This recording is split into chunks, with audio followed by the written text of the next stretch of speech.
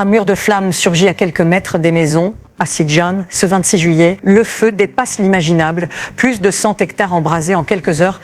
Mais ce n'est pas tout. Le vent pousse l'incendie vers l'A9 et menace l'habitat. Un scénario digne d'un film à catastrophe. Samedi 26 juillet 2025, en plein après-midi, la commune de Sidjan, dans l'Aude, est en vigilance orange pour risque incendie. La tramontane souffle jusqu'à 70 km/h. Les sols sont desséchés par des semaines de sécheresse extrême.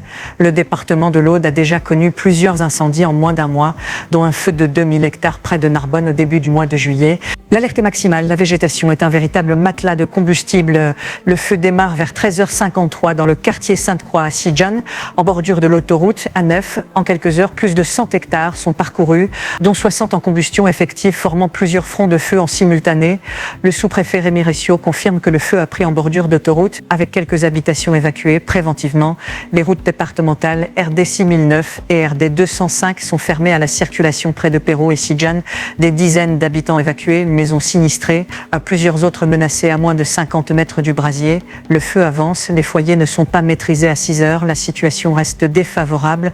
Selon la préfecture, environ 300 sapeurs-pompiers déployés, répartis sur 80 véhicules, avec renforts venus de l'Aude et des départements voisins. Moyens aériens massifs. 2 Canadair, un Dash, 2 hélicoptères bombardiers d'eau, appuyés par des avions tactiques type Air Tractor, Condor et Beach. Le sous-préfet détaille 80 gendarmes mobilisés pour organiser les déviations, bloquer les axes, fluidifier la circulation. Une cinquantaine de personnes évacuées, accueillies dans un gymnase. Certains vacanciers évacués disent avoir fui sans bagages, choqués pieds nus. La réserve africaine de Sidjan ferme exceptionnellement ses portes pour des raisons de sécurité. La nuit tombe, les foyers persistants, les vents s'intensifient. Le feu va-t-il repartir? Les incendies de ce mois de juillet dans l'Aude montrent un été hors norme, avec des surfaces brûlées dépassant largement les moyennes des 10 dernières années. Le feu de début juillet à Narbonne avait déjà ravagé plus de 2000 hectares, mobilisé plus de 1000 pompiers et coupé l'A9 sur plusieurs heures. La flotte aérienne française est vieillissante et sous pression. Une vingtaine d'avions en service, dont une grande partie ayant plus de 30 ans d'âge. Les pompiers réclament une modernisation en urgence, mais les décisions politiques tardent.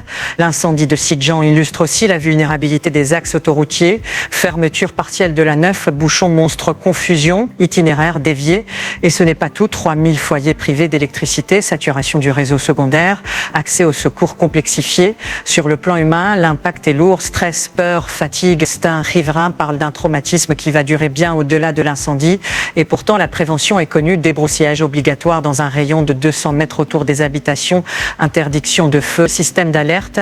Mais face à un climat de plus en plus instable, cela suffit-il encore? Sidjan, c'est peut-être juste un nom sur une carte, mais ce samedi 26 juillet, c'est devenu le symbole d'un été qui brûle, un été de plus mais des moyens qui s'épuisent et des habitants toujours plus exposés.